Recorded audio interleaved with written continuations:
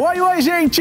A paz do Senhor! Bom dia, boa tarde, boa noite, seja qual for o dia e a hora que você esteja acompanhando o Lagoinha Viva, o nosso desejo é sempre o mesmo, é que Jesus te abençoe. Se tem Lagoinha Viva, vocês já sabem, né? O Sérgio Gandra sempre chega aqui com esses TBTs tão aleatórios, mas tão abençoadores. Eu tenho certeza que tem abençoado você. O pessoal me manda mensagem, comenta lá no YouTube o quão a pregação, o quão o louvor foi abençoador na vida deles. Sabe por quê? Porque a palavra de Deus é atemporal. Então confira aí mais um vídeo exclusivo aqui da Rede Super do Lagoinha Viva. Confere aí. A base da nossa fé é a promessa de Deus e é para a salvação da nossa casa. Por toda a Bíblia você vai ver algo. Deus sempre estendeu a compreensão a toda a família. A promessa de Deus é a salvação da casa. Quando nós olhamos para Noé, toda a família entrou na arca. Olha o que está escrito aqui em Gênesis capítulo 7, versículo 1. Gênesis capítulo 7, o verso de número 1. Disse o Senhor a Noé: entra na arca, tu e toda a tua casa, porque reconheço que tens sido justo perante de mim por meio dessa geração. Disse o Senhor a Noé: entra na arca, tu. A arca foi preparada para toda uma família. A Bíblia diz que Noé era justo, mas em nenhum lugar diz a respeito dos filhos dele. Em nenhum lugar diz. Mas o Noé era. O Noé era justo. Mesmo assim, a salvação foi para os filhos, foi para as noras. Se crermos assim, Deus honrará a nossa fé, salvará a nossa família. Eu creio que depois do dilúvio, os filhos olhavam para o Noé, olhavam para aquela terra que sobrou. Não havia mais seres humanos ali, eram apenas eles. Como que as coisas mudam? Quem sabe os filhos do próprio Noé, quando estavam lá construindo a arca, Noé durante 120 anos, não chovia naquela época, e ele falava: vai chover, vamos construir uma arca. Quem sabe eles também: ô pai, isso não está caduco, ô pai, não tem nada disso. Mas Noé era justo. O que é ser justo também? É crer nas promessas do Senhor, é crer naquilo que Ele falou, é crer não naquilo que os nossos olhos contemplam, é crer exatamente em algo que você dá vida por aquilo. Primeiro exemplo que vemos aqui, em Gênesis 17, verso de número 12 e 13, nós vamos ver aqui com Abraão, toda uma casa foi circuncidada. E a circuncisão fala de aliança. Deus fez uma aliança com Abraão, e o sinal da aliança qual que era no Velho Testamento? A circuncisão.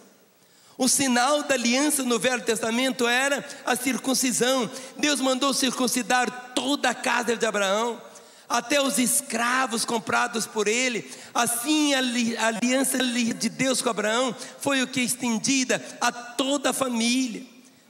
Gênesis 17, verso de número 12 e 13. O que tem 8 dias será circuncidado entre vós, todo macho nas vossas gerações, tanto escravo nascido em casa como comprado a qualquer estrangeiro que não for da sua estirpe. Com efeito será circuncidado o nascido em tua casa ou comprado por teu dinheiro. A minha aliança estará na vossa carne e será aliança perpétua. Quando lemos essa realidade, quando chegamos em Êxodo, no capítulo de número 12, Êxodo capítulo 12, a instituição da Páscoa, nós vamos ver que havia o quê? Um cordeiro para cada família. Ou seja, por ocasião da última praga, Deus ordenou que celebrasse a Páscoa. Êxodo capítulo 12, o verso 3, diz: falai a toda a congregação de Israel, dizendo: aos 10 deste mês, cada um tomará para si um cordeiro, segundo a casa dos pais, um cordeiro para cada família.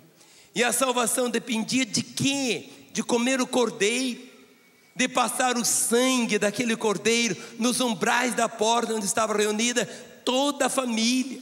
E quando o anjo da morte passasse, toda a família seria salva dentro da casa. Qual casa? A casa que tivesse a marca do sangue. Olha o verso de número 7 e o verso 8. Êxodo 12, verso 7. Tomarão o sangue e o porão em ambas as ombreiras e na verga da porta, nas casas em que comerem. Naquela noite comerão a carne assada no fogo, acompanhados asmos e ervas amargas, e a comerão. E aí vai descrevendo. Em outras palavras, era um cordeiro, irmãos, para cada família. Ou seja, dentro da casa, uma família. A vontade de Deus sempre foi toda a família. Diga para o seu irmão: não deixe ninguém fora da porta. Não deixe ninguém fora da porta. Guarde no coração isso. Crê no Senhor. Será salvo tu e a tua casa. Aqueles que obedeceram, aqueles que entraram em casa, aqueles que trouxeram a família para dentro de casa, aqueles que creram e mataram o cordeiro, puseram o sangue nos umbrais das portas, quando naquela noite o anjo da morte visitou o Egito, todas as casas que não tinham a marca do sangue, que era um símbolo do sangue de Jesus, sofreram destruição. Você, como chefe da sua casa, você como luz ali na sua casa, tem esse entendimento da necessidade de trazer todos. Enquanto você, meu irmão, não ver o cumprimento dessa promessa na sua vida, enquanto você não desista, continue crendo. Você pode não ver, porque o sinal é para aquele que está do lado de fora, mas Deus está vendo. Quanto mais você caminha dessa maneira, o sacerdócio também era para toda a casa. Olha o que está escrito aqui, é tão interessante esse texto. Números capítulo 18. Números capítulo 18. O verso de número 1. Quando Deus separou Arão para o sacerdócio, Ele separou também toda a família de Arão. Se nós partirmos do princípio que somos sacerdotes também, que no ato da nossa salvação, Deus nos fez também sacerdotes, podemos também afirmar que toda a nossa família também foi o quê? Separada. Diz aqui o texto, Números capítulo 18, o verso de número 1. Disse o Senhor Arão: tu e teus filhos, e a casa de teu pai contigo. Quando você vai lendo esse texto aqui, não foi apenas só o Arão, a sua casa, toda a sua casa. Essa compreensão tem que dominar você.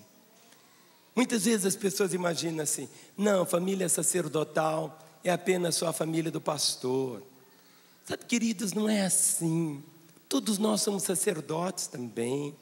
Ou seja, todo crente é um sacerdote. Ou seja, não existe isso de uma família de segunda categoria. Ah, não, a família do pastor é uma família sacerdotal. A minha não é. Pelo contrário, quando você entende isto, que você também é um sacerdote, e que você pode ver toda a sua casa servindo o Senhor de uma maneira tão maravilhosa. O propósito do Senhor sempre foi a salvação de toda a casa. Olha o que está escrito em Josué capítulo 6. O primeiro obstáculo que o povo de Israel haveria de conquistar ao chegar na terra da promessa foi a cidade de Jericó. Em Josué capítulo, não é 6, capítulo 2. Josué capítulo 2, o verso de número 17 e 18. Quando aqueles espias foram acolhidos na casa de uma prostituta chamada Raabe. A casa de Raabe ficava exatamente sobre os muros de Jericó.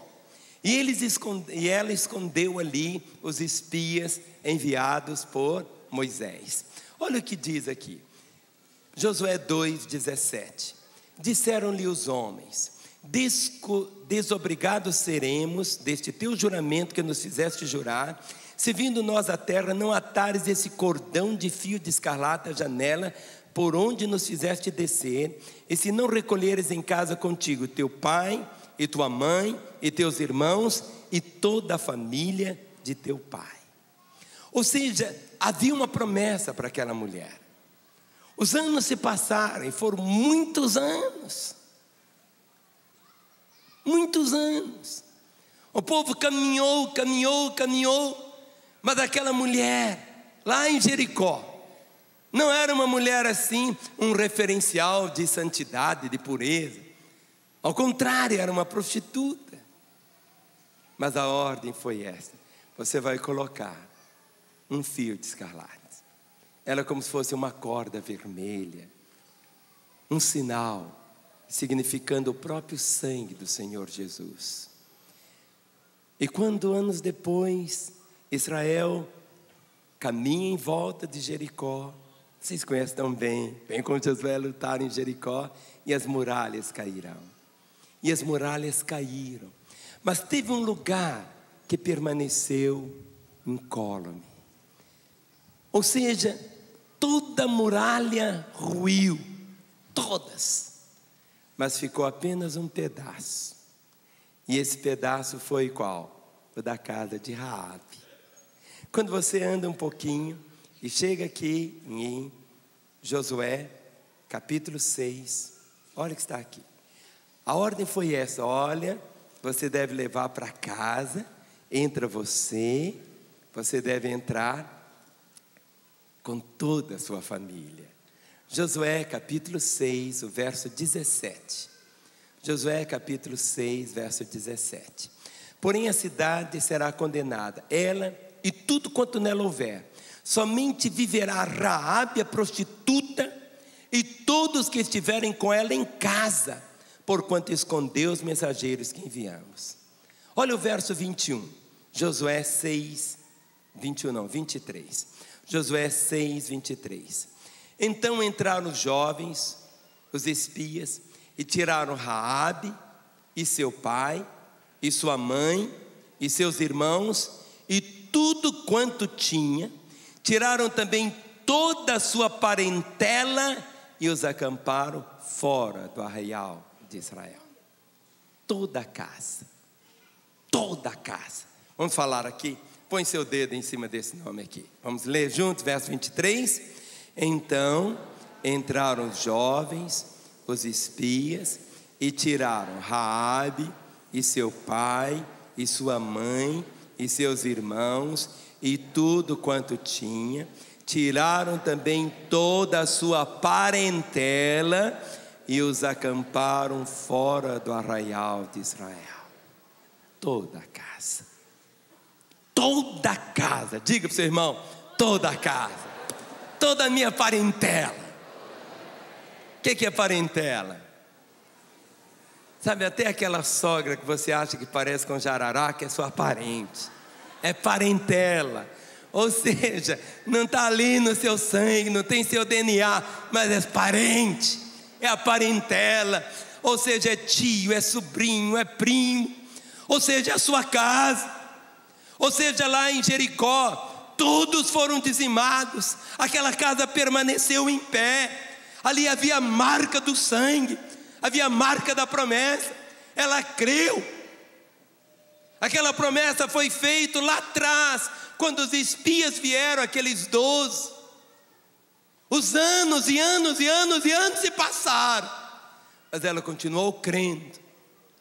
Quando ela percebeu que havia chegado o tempo, ela deve ter enchido a casa dela, sabe? Imagina trazer lá aquele primo, aquela tia, aquele sobrinho e toda a parentela.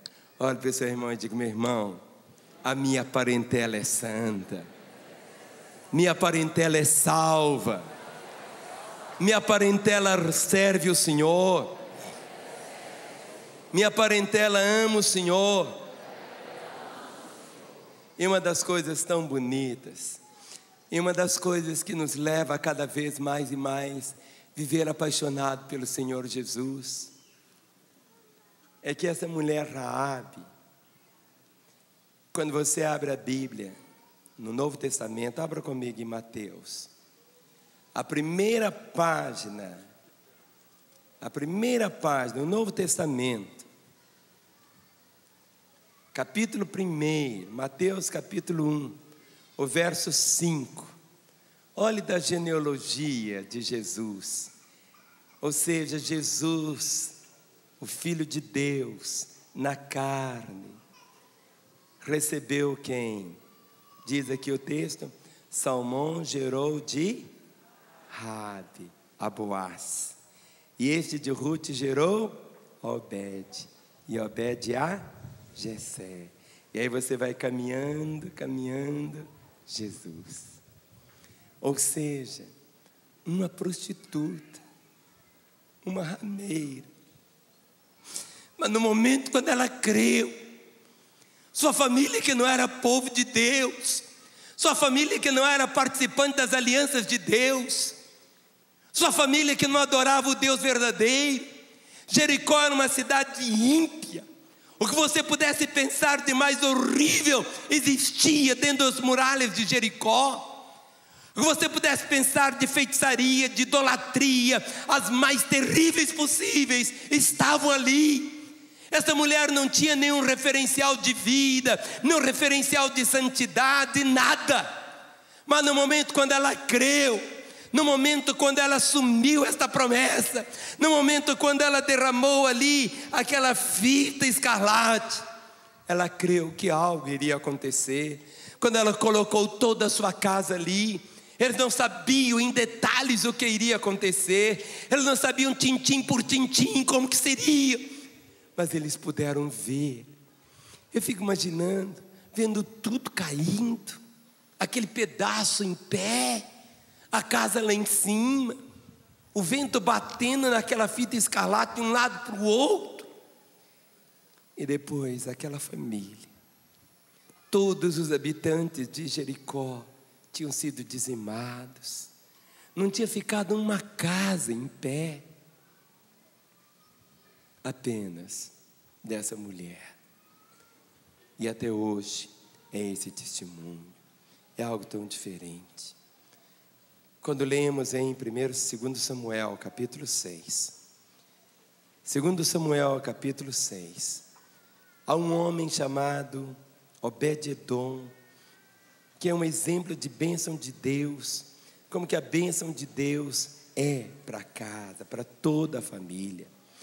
A unidade básica da bênção não é simplesmente o indivíduo, e sim a casa. Diz aqui, 2 Samuel 6, verso 1: ficou a arca do Senhor em casa de Obed-edom geteu 3 meses, e o Senhor o abençoou, e a toda a sua casa. 2 Samuel capítulo 6, verso 11, aliás. Coloque mais um aí. 2 Samuel capítulo 6, verso 11. Você, meu irmão, como cabeça da sua casa, deve buscar a salvação da sua família. Mas talvez você diga: mas pastor, eu não sou cabeça da minha casa. Mas se você é o primeiro salvo na sua família, se você é o único salvo na sua casa, no mundo espiritual você se transforma agora nesse referencial de ser o quê? O que vai trazer a bênção para toda a sua casa. Ou seja, ficou a arca do Senhor, e a arca era o símbolo da presença do Senhor, 3 meses, ali na casa de Obed-edom, e diz: o Senhor o abençoou, e a toda a sua casa. Sabe, no momento quando você veio para o Senhor, começou a espraiar através da sua vida bênção para a sua família, harmonia. Inaugurou-se um momento novo que deve tocar toda a sua parentela. Ou seja, a presença do Senhor na sua vida, ou seja, o testemunho, a graça, você como sal, e o sal preserva, o sal entranha, o sal dá o gosto, o sal provoca a fome, a sede. Ou seja, a sua casa, vendo a sua vida, olhando para você, sempre deve perguntar algo: o que você tem? Como que você é? Você é essa pessoa assim tão amorosa, tão carinhosa, tão gentil, tão diferente, tão cheia da graça de Deus? O que você tem? A arca, a realidade da presença do Senhor. Nós devemos agarrar, irmãos, esse princípio da promessa, e reivindicar a bênção de Deus. Você pode ver exatamente, ter essa compreensão que a salvação é para toda a sua casa. Eu me impressiono muito quando leio aqui em Lucas capítulo 19, a casa de Zaqueu. Porque não é apenas no Velho Testamento que vemos a salvação de Deus sobre toda a casa. Não. Quando Zaqueu recebeu Jesus, olha o que está escrito aqui. Lucas 19, o verso de número 9. Quando Zaqueu recebe a Jesus, diz: então Jesus ele disse: hoje houve salvação nesta casa. Hoje houve salvação nesta casa. Hoje houve salvação nesta casa. Jesus não disse hoje houve salvação nesta vida, mas nesta casa. Por quê? Porque no momento quando Zaqueu creu no Senhor, havia esta promessa que toda a casa viria. Sabe, quando você enche seu coração com essa verdade: toda a minha casa vai servir o Senhor. Toda a minha casa, até aquele sogro bigodudo que olha para você assim desprezando, você vai ver e vai dizer: meu sogro é um homem de Deus. Você olha para ele e diz: mas que homem de Deus é esse? Esse homem é adúltero, cheio de amante, mulherengo, mentiroso. Comece a gerar, irmão. Chame à existência as coisas que não são como se já fossem. Amém? Você pode dar um aplauso ao Senhor, crendo nessa verdade, crendo nisso. E é esse o tempo, meus irmãos. É tempo de começar na salvação. É tempo de você começar a pensar realmente na salvação de famílias, de casas inteiras, e não apenas de indivíduos. Ainda que a vida eterna seja individual. Compreenda. Jesus declara que houve salvação na casa. A esfera da salvação de Deus é a casa, não é o indivíduo. Quando uma pessoa veio à frente aceitando Jesus, inaugurou-se ali um momento que toda aquela família virá ao Senhor. Se cremos na salvação, um a um, é assim que nós teremos. Mas nessa manhã eu desafio você a crer a salvação de famílias, de casas, como declara a palavra do Senhor. Existe um outro exemplo aqui no Novo Testamento. Em Atos capítulo 11. Atos capítulo 11. Diz aqui o texto, Atos, no capítulo 11, vamos começar com o capítulo 10. Atos capítulo 10, o verso de número 2. Atos 10, verso 2. Verso 1. Morava em Cesareia um homem de nome Cornélio, centurião da corte chamada Italiana. Verso 2. Piedoso, temente a Deus com toda a sua casa, e que fazia muitas esmolas ao povo e de contínuo orava a Deus. Você percebe nesse homem aqui todas aquelas qualificações. Muitas vezes você vai encontrar pessoas que não são ainda convertidas e que são pessoas boas, pessoas caridosas, pessoas verdadeiras, pessoas que têm um caráter bonito. Quantos que conhecem uma pessoa assim? que não têm Jesus, mas que são pessoas boas.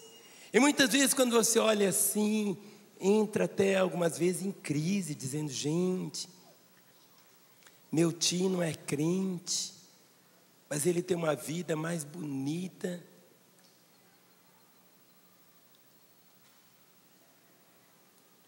do que muitos crentes que eu conheço. Você nunca viu aquele seu tio falar uma mentira? Você nunca viu aquele seu tio enrolar alguém? Nunca viu aquele seu tio dar um cheque sem fundo? Nunca viu aquele seu tio brigar com a mulher? Nunca viu o seu tio uma única vez fofocar? Quantas vezes pessoas acham assim, bem, piedoso, temente a Deus com toda a sua casa, fazia muitas esmolas ao povo e de contínuo orava a Deus. Mas um anjo veio para Pedro e o mandou ir à casa de Cornélio. Quando você chega aqui no versículo 24, capítulo 10, o verso 24. Quando Pedro chega à casa de Cornélio, diz: no dia imediato entrou em Cesareia. Cornélio estava esperando por eles, tendo reunido seus parentes e amigos íntimos. Essa palavra aqui, casa, é a palavra grega oikos. Ou seja, qual era a casa de Cornélio? Era ele, sua família, seus parentes e amigos íntimos.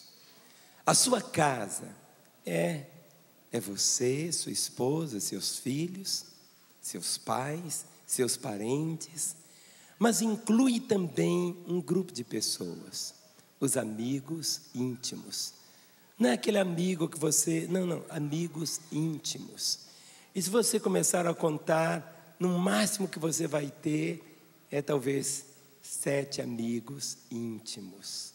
Você pode ter muitos conhecidos, não, mas amigos mesmo, são poucos. Agora, esse homem, a despeito de ter todas essas virtudes, ele não era salvo.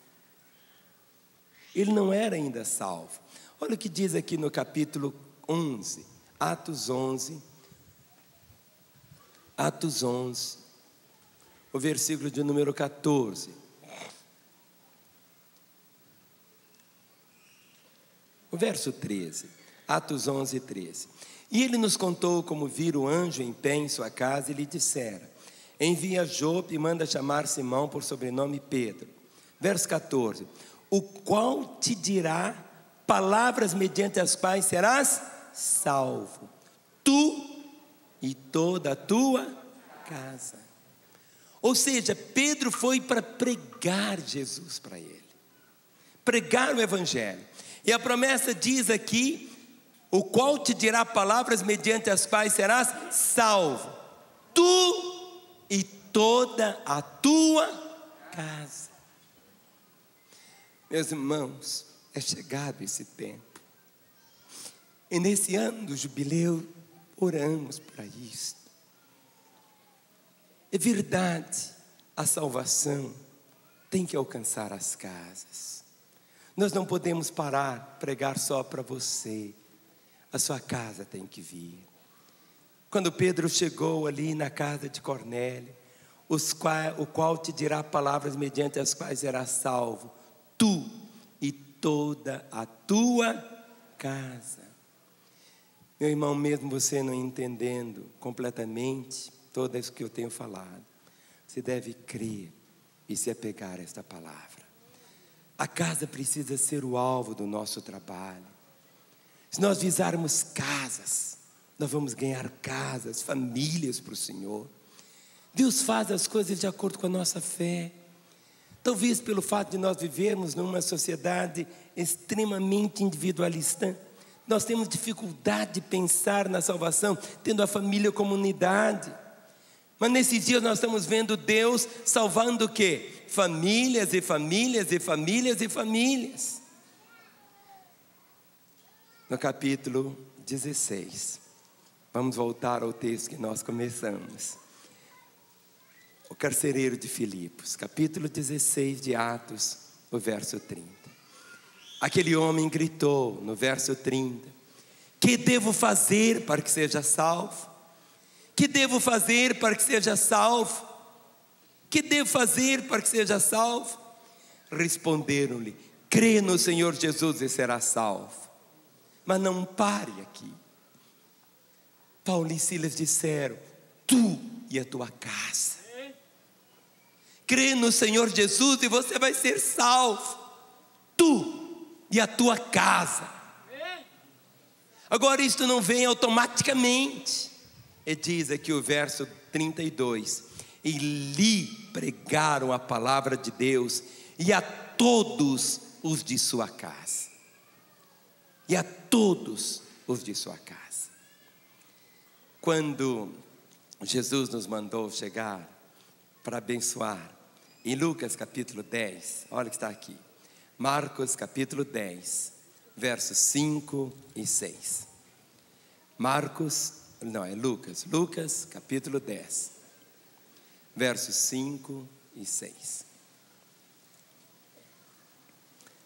A bênção e a paz são sobre as casas e não simplesmente só sobre indivíduos.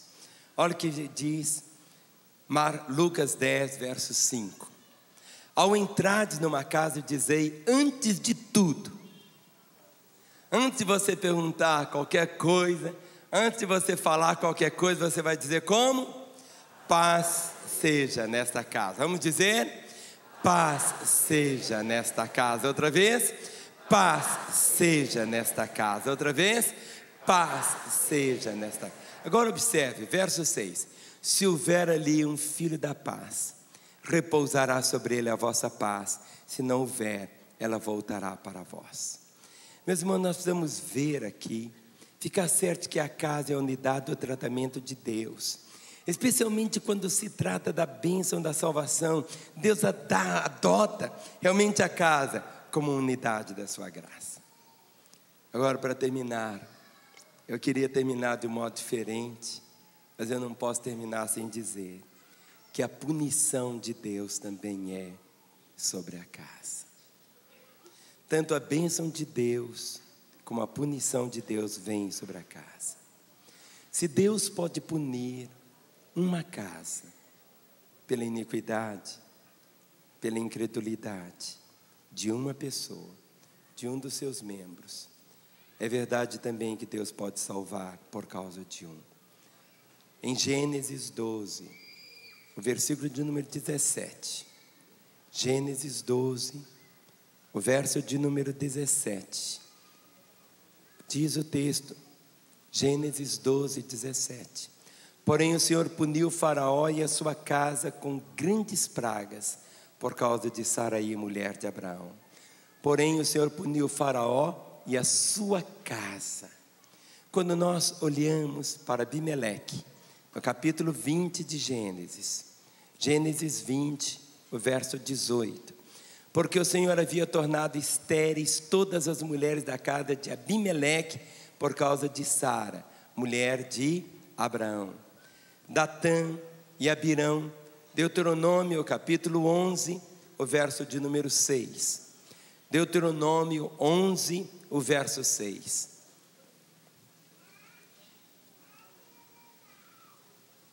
Deuteronômio 11, o verso 6 diz: e ainda o que fez Datã e Abirão, filhos de Eliabe, filho de Ruben, como a terra abriu a boca e os tragou, e bem assim a sua família, suas tendas e tudo que o seguia por meio de todo Israel. Lá em Jericó, Acã e toda a sua casa. Nos 10 mandamentos, no segundo mandamento, em Êxodo capítulo 20, Êxodo capítulo 20, o verso de número 4, 5 e 6. Êxodo capítulo 20, verso 4 diz: não farás para ti imagem de escultura, nem semelhança alguma do que há em cima nos céus, nem embaixo na terra, nem nas águas debaixo da terra.